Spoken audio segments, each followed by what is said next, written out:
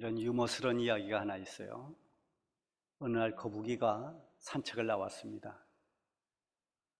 느릿느릿 걷다 보니까 달팽이 한 마리가 아주 한심하게 느리게 힘겹게 걸어가고 있었어요.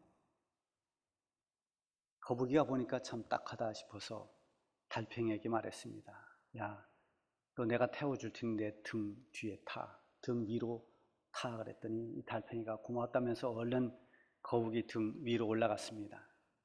또 한참을 가다 보니까 또 한 마리 달팽이가 천천히 기어가고 있습니다. 저렇게 해서 언제 가려나. 그래서 야, 너도 내 등 위로 타. 그래서 그 달팽이도 거북이 등 위로 올라왔습니다. 그랬더니 먼저 탄 달팽이가 흥분을 하면서 나중에 올라온 그 달팽이에게 이렇게 말합니다. 야, 너 꼭 붙들어. 이놈 되게 빨라. 토끼가 들었으면 어떻게 됐을까요? 아마 이 달팽이, 치타가 얼마나 빨리 달리는지, 또 사람이 타고 다니는 비행기가 하늘을 얼마나 빨리 날아가는지 아마 전혀 알지 못할 겁니다. 무엇이든지 자기가 경험한 그 경험을 토대로 이해를 합니다. 늘 천천히 다니던 달팽이는 자기 기준에서 보면 이 거북이가 굉장히 빠른 동물입니다. 사람도 자기가 배우거나 자기가 경험한 범위 내에서 알고 있습니다. 그렇지만 그것은 굉장히 제한된 것입니다. 사실 우리는 모르는 것이 훨씬 더 많이 있습니다. 우리가 살고 있는 이 지구는 은하계에 있어서도 아주 작은 별입니다. 어떻게 보면 점 하나 찍기도 어려울 만큼 그렇게 작은 별이죠. 그 안에서 우리가 다 이렇게 살아갑니다. 그러니 이 우주에 은하계 같은 그런 별, 그런 그룹이 얼마나 많은지 그 광대함이라는 것은 우리가 다 알지 못합니다. 그래서 유명한 철학자 소크라테스는 그런 유명한 말을 하죠. 내가 알고 있는 것은 내가 모른다는 것이다. 뭐 철학자다운 얘기인데요. 자기가 모른다는 것을, 자기의 무지를 인정하는 그 순간부터 알려고 애쓰기 때문에 아마 이렇게 말했지 않는가 생각이 듭니다. 어쨌든 우리가 똑같이 교회를 다니고 신앙생활을 하고 있지만 믿음의 깊이나 믿음의 넓이는 다 다릅니다. 영적인 체험을 하는 것도 모두가 다릅니다. 경험이 다릅니다. 그래서 어떤 사람은 믿음이 어린아이와 같기도 하고 어떤 사람은 장성한 어른과 같은 그런 믿음을 가지고 있기도 합니다. 그러면서 다 한다고 착각하는 사람이 많아요. 어릴 때 친구 따라서 성탄절에 몇 번 교회 간 사람들이, 그때 찬송 불러보고 이렇게 했던 사람들이 나중에 결혼해서 교회에 대해 얘기하면 나도 교회 다 알아 이렇게 말하죠. 여러분, 우리는 미숙한 게 참 많습니다. 어떻게 보면 어린아이 같은 신앙에서 우리는 한 걸음 한 걸음 성장해 가는 겁니다. 고린도전서 13장 11절에 보면은 내가 어렸을 때는 말하는 것이 어린아이와 같고 깨닫는 것이 어린아이와 같다가 장성한 사람이 되어서는 어린아이의 일을 버렸노라. 여러분이 지금 어떤 믿음의 수준에 있습니까? 그냥 자기 자신도 알지 못합니다. 그러나 그 정확하게 아시는 분은 주님이십니다. 주님은 우리의 믿음의 수준을 압니다. 어린아이 같은지 장성한 믿음인지. 그러나 주님께서 우리가 어린아이와 같은 믿음을 가졌다고 해서 그것 때문에 책망하지는 않습니다. 다만 어린아이 같은 그 수준에 머물러 있지 말고 조금씩 점점 자라고 성숙해서 장성한 믿음의 분량에 이르기를 주님은 원하시는 것입니다. 오늘 본문에는 이 에스겔 선지자가 환상을 본 뒤에 하나님께서 들려주신 말씀인데요. 에스겔 선지자가 본 환상은 성전 문지방에서부터 흘러나온 물이 점점 불어나는 그런 환상입니다. 처음에 흘러나온 물을 측량하고 물을 건너가는데 그 물이 발목에 찼습니다. 철벅철벅 걸을 수 있는 발목에 차는 물이었어요. 그 후에 다시 물을 이렇게 측량하고 건너갈 때는 그 물이 무릎에 찼습니다. 다시 또 물을 측량하고 건너가는데 그때는 물이 허리에 찼습니다. 그리고 그 다음에 물을 다시 측량했는데 그때는 도무지 건널 수 없는 강이 되었습니다. 헤엄을 쳐야만 되는 그런 큰 강물이 되었습니다. 성전에서 흘러나온 물이 발목에 찼을 때의 경험과 허리에 찼을 때의 경험이 다릅니다. 어린아이들은 발목에 차거나 무릎에 차는 정도의 물에서 놀아야 됩니다. 그래서 거기서 철벅철벅 걸어 다니든지 아니면 물장구를 치는 그 정도의 수준에서 놉니다. 그러나 강물은 다릅니다. 강물은 물장구 치면서 철벅거리면서 걸어 다닐 수 있는 곳이 아닙니다. 거기는 완전히 차원이 다른 그런 물입니다. 영성의 깊이에 따라서 체험하는 것이 다릅니다. 어떤 사람은 그냥 하나님이 안 보이니까 하나님 계시겠거니 하고 막연히 신앙생활하는 그런 사람도 있습니다. 그런가 하면 어떤 사람들은 말씀을 매일 읽으면서 말씀 가운데서 하나님의 뜻을 발견하고 하나님의 음성을 듣기도 합니다. 기도를 하면서 하나님의 응답을 받기도 합니다. 날마다 주님과 동행하면서 지금도 역사하고 계시는 주님을 체험하며 살아가는 그런 성도들도 많이 있습니다. 사도 바울은 예수님을 만난 뒤에 아주 깊은 영적 세계를 경험했습니다. 그래서 고린도후서 12장에 보면은 그가 세 번째 하늘, 3층천이라는 곳을 경험했어요.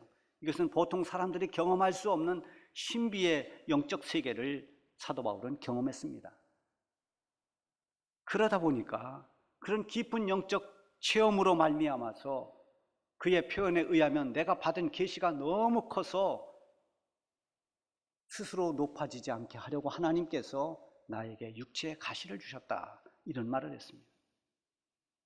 그가 얼마나 깊은 영적 체험을 했는가를 알 수가 있죠. 이 에스겔이 본 환상으로 말한다면 그는 깊은 강물의 체험을 했습니다. 그 에스겔이 본 환상을 통해서 본 그 강에 수식어를 붙인다면 그 강은 생명의 강이었습니다. 왜냐하면 성전으로부터 흘러나온 그 물이 발목에 차고 무릎에 차고 허리에 차더니 이제 강물이 됐는데 그 강물이 가는 곳마다 놀라운 변화가 일어납니다. 그런데 에스겔이 그 강가를 이끄시는 대로 쭉 돌아보니까 그 강 좌우에 나무들이 꽉 들어섰습니다. 숲을 이루는 그 강의 아름다움이 얼마나 아름다운지. 그러나 그 아름다움보다 더 중요한 것은 그 강이 어떤 강이냐 하는 것입니다. 그것이 오늘 본문 말씀입니다. 그 강은 모든 것을 회복시키는 생명의 강이었습니다. 8절에 보면 그가 내게 이르시되 이 물이 동쪽으로 향하여 흘러 아라바로 내려가서 바다에 이르리니 이 흘러내리는 물로 그 바다의 물이 되살아나리라. 9절에도 이 강물이 이르는 곳마다 번성하는 모든 생물이 살고 또 고기가 심히 많으리니 이 물이 흘러 들어가므로 바닷물이 되살아나겠고 이 강이 이르는 각처의 모든 것이 살 것이다, 이런 말씀을 합니다. 강물이 닿는 곳마다 모든 생물들이 살아납니다. 죽었던 것이 다시 생명을 얻습니다. 강물이 되어 바다로 흘러갈 때 죽었던 바다가 살아났습니다. 그야말로 모든 것을 회복시키는 생명의 강이었습니다. 에스겔이 본 이 환상은 에스겔이 살던 그 시대에 제한된 그런 그 시대만의 이상이나 비전을 뛰어넘어서 온 인류를 구원해 주시기 위해서 메시아로 이 땅에 오신 예수 그리스도에 대한 예언적인 환상이기도 합니다. 성전으로부터 흘러나온 물이 생명수 강물이 되어서 모든 걸 살려냅니다. 성전은 하나님의 임재의 자리입니다. 하나님으로부터 오신 구주 예수 그리스도께서 친히 생명의 물이 되어서 그 손길이 닿는 곳마다 죽은 영혼이 살아나고 목마른 영혼들이 가람을 면합니다. 요한복음 4장에 보면 사마리아 어느 우물가의 여인 이야기가 나와요. 예수님이 사마리아를 지나가다가 그 우물에서 한 여인을 만납니다. 이 여인은 다른 사람과 어울릴 수 없는 참 외롭고 소외된 그런 사람이었습니다. 그야말로 목마른 영혼이었습니다. 예수님은 그 영혼의 가람과 고통을 이미 알고 계셨습니다. 그리고 그에게 이렇게 말씀하셨습니다. 내가 주는 물을 마시는 자는 영원히 목마르지 아니하리니 내가 주는 물은 그 속에서 영생하도록 솟아나는 샘물이 되리라. 예수님이 말씀하신 그대로 예수님은 생수가 되어서 예수님을 믿는 모든 사람을 살리셨습니다. 지금도 예수님은 목마른 영혼들에게 생명의 물이 돼서 영혼을 살리고 있습니다. 근본에 우리 교단 총회 주제가 여러분들 그 현수막에서 받겠습니다만 주여 치유하게 하소서, 이 주제입니다. 여러분, 사람이 상처난 영혼, 죽어가는 영혼을 어떻게 살릴 수가 있겠습니까? 우리의 힘으로만 살릴 수 없습니다. 주님의 손길이 함께 해야 됩니다. 치유하시는 분은 하나님이십니다. 영혼을 회복시키고 치유하고 살려내시는 분은 주님이십니다. 주님으로부터 치유가 오는 것입니다. 하나님의 치유의 손길이 닿고 주님의 은혜의 물결이 임할 때 거기에 치유와 회복과 그리고 새 생명의 역사가 일어나는 것입니다. 이 시간에 이 강단을 통해서 말씀이 선포될 때 생수의 근원 되신 하나님의 은혜가 여러분에게 강물같이 임하기를 바랍니다. 그래서 성령의 능력이 나타나고 치유의 기적이 있고 구원의 은총이 이루어지는 그런 회복의 현장이 되기를 축복합니다. 두 번째, 그 강은 모든 것을 풍성하게 하는 은혜의 강이었습니다. 10절에 보면 또 이 강가에 어부가 설 것이니 엔게디에서부터 에네글라임까지 금을 치는 곳이 될 것이라. 그 고기가 각기 종류를 따라 큰 바다의 고기같이 쉼이 많으려니. 그 강은 각종 물고기로 가득해서 강가에 고기 잡는 어부들이 풍요를 누립니다. 고기가 넘쳐납니다. 고기가 살지 않는 강은 죽은 강입니다. 그것은 오염된 강이거나 물이 없는 강입니다. 마른 강입니다. 그러나 온갖 고깃떼들이 떼를 지어 다니는 그 강은 살아있는 강입니다. 영적으로 보면 은혜의 강입니다. 제가 목사 안수를 받고 부목사로 있을 때 이제 아직 임지가 정해지지 않았을 때 임지를 놓고 기도했습니다. 그 기간에 꿈을 꿨어요. 꿈을 꿨는데 이게 제 고향의 그 개울 같긴 한데 개울보다는 좀 크고 또 강도 아니고 그런 곳에서 제가 고기를 잡는데 얼마나 고기가 많은지요. 허풍 떠는 사람이 이만한 거 잡았다고 그럽니다만 저는 허풍 안 떨고 정말 이만한 고기들이 왔다 갔다 하고 작은 고기, 큰 고기가 뭐 금을 칠 것도 없이 그냥 손으로 막 주워 담아도 될 만큼 그렇게 신나게 고기를 잡는 그런 꿈을 꿨어요. 근데 뭐 그런 꿈을 꿀 수는 있는데 특이한 것이 그 이튿날 꿈을 꿨는데 또 똑같은 꿈을 또 꿨습니다. 몇 번을 반복해서 그 꿈을 꿨어요. 참 신기하고 이상해서 제가 제 아내에게도 또 다른 사람에게도 꿈 이야기를 좀 했습니다. 그리고 곧바로 개척교회 제안을 받은 것이 오늘 주중교회 시작입니다. 그래서 제가 개척교회를 시작했습니다. 아무것도 모르는 이 30대 중반의 어린 제가 개척교회를 맡아서 목회를 시작합니다. 하나님께서 많은 은혜를 주셨어요. 지하실에 사람들이 그 냄새나는 곳인데도 몰려듭니다. 졸업식 예배당을 졌는데 거기에도 사람들이 꽉 찼습니다. 그러면서 제가 잊어버리고 있었는데 그 꿈이 떠올랐습니다. 아, 그때 하나님께서 꿈을 통해서 나에게 사인을 주신 것이구나. 교회를 개척하고 많은 사람들을 살려내는, 복음을 전하고 그 영혼이 구원받을 수 있도록 그 길을 안내하는, 그래서 예수님의 제자처럼 사람 낚는 어부로서의 사명을 잘 감당하라고 그렇게 고기 잡는 꿈을 하나님께서 꾸게 하셨구나라는 사실을 깨달았습니다. 개척하고 지금까지 우리 주중교회는 풍성한 은혜 가운데 여기까지 왔습니다. 수많은 물고기가 아니라 32년 동안 수많은 사람들이 세례를 받았습니다. 많은 사람들이 구원의 은총을 받았습니다. 수많은 영혼들이 말씀을 통해 위로를 받기도 하고 힘을 얻기도 하고 또 주님의 귀한 일꾼들이 되기도 했습니다. 이 모든 것이 주님의 은혜로 이루어진 것입니다. 예수 그리스도로 말미암아 우리 교회에 주어진 풍성한 은혜입니다. 우리 예수님은 이렇게 구원의 은혜를 베풀어 주시기도 하지만 더 풍성한 은혜를 주시기도 합니다. 그래서 요한복음 10장 10절에 보면은 도둑이 오는 것은 도둑질하고 죽이고 멸망시키려는 것뿐이요 내가 온 것은 양으로 생명을 얻게 하고 더 풍성히 얻게 하려는 것이다. 이러한 풍성한 그리고 충만한 은혜가 우리 주님으로 말미암아서 앞으로도 계속될 것입니다. 세 번째, 그 강은 과실나무마다 열매를 맺게 하는 축복의 강이었습니다. 12절에 보면 강 좌우 가에는 각 종목을 과실나무가 자라서 그 잎이 시들지 아니하며 열매가 끊이지 아니하고 달마다 새 열매를 맺으리니 그 물이 성소를 통하여 나옴이라. 그 열매는 먹을 만하고 그 잎사귀는 약재로가 되리라. 열매가 맺히는데 그 열매가 얼마나 먹음직스럽고 그리고 그 잎사귀조차도 약재료가 되는 정말 그런 귀한 열매들이 과실나무에 주렁주렁 달렸습니다. 예수님은 예수님으로 말미암아서 열매를 맺게 하시는 분입니다. 선한 열매, 복된 열매, 이렇게 좋은 열매들을 그런 결실을 거두게 하시는 분이 우리 예수님이십니다.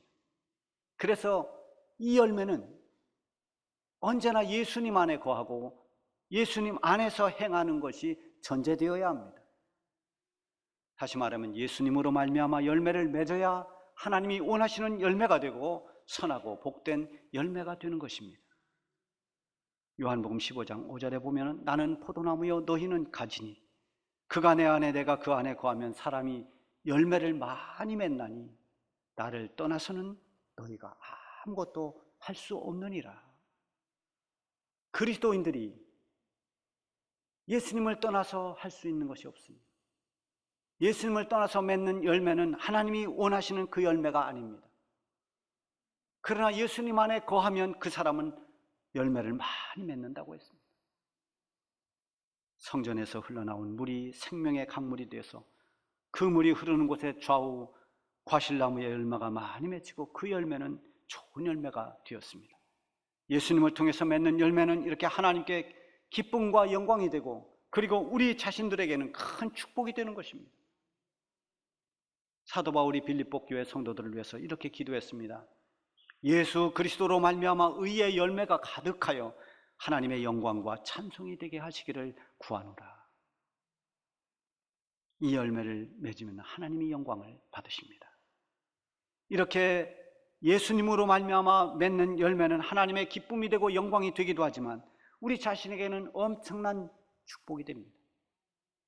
예수님으로 말미암아 맺는 모든 열매가 다 복된 열매지만 하나님으로부터는 그런 열매지만 가장 귀한 열매, 가장 큰 열매는 부활의 열매요 구원의 열매입니다.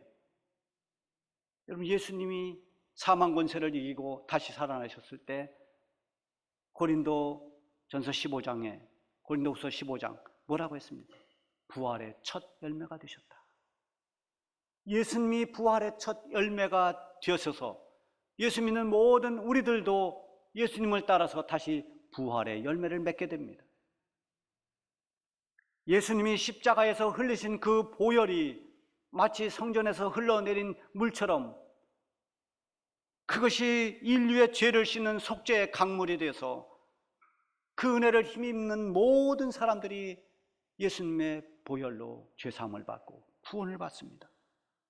그래서 구원의 열매를 맺습니다. 이 얼마나 감격스러운 축복의 열매입니까? 에스겔을 통해서 보여준 이 환상은 오늘 우리에게도 보여주는 비전이 되고 메시지가 되고 있습니다. 성소의 문지방의 밑에서 흘러나온 물이 큰 강물이 돼서 모두를 살리는 생명의 강이 되었습니다. 생명의 강물이 흐르는 곳에 병들고 죽었던 모든 영혼들이 살아나고 회복됐습니다. 그 강은 모든 것을 풍성하게 했고 귀한 열매를 맺게 했습니다. 지금도 예수님으로 말미암아 한없는 은혜가 생명의 강이 되어 흐르고 있습니다. 발목의 수준을 넘고 무릎과 허리의 수준을 넘어서서 주님으로부터 흘러나오는 이 생명의 강에서 헤엄치기를 바랍니다. 그래서 영혼이 새롭게 회복되고 영적으로 부욕해 되며 하나님이 원하시는 귀한 열매를 많이 맺는 그런 은혜와 축복이 있기를 바랍니다.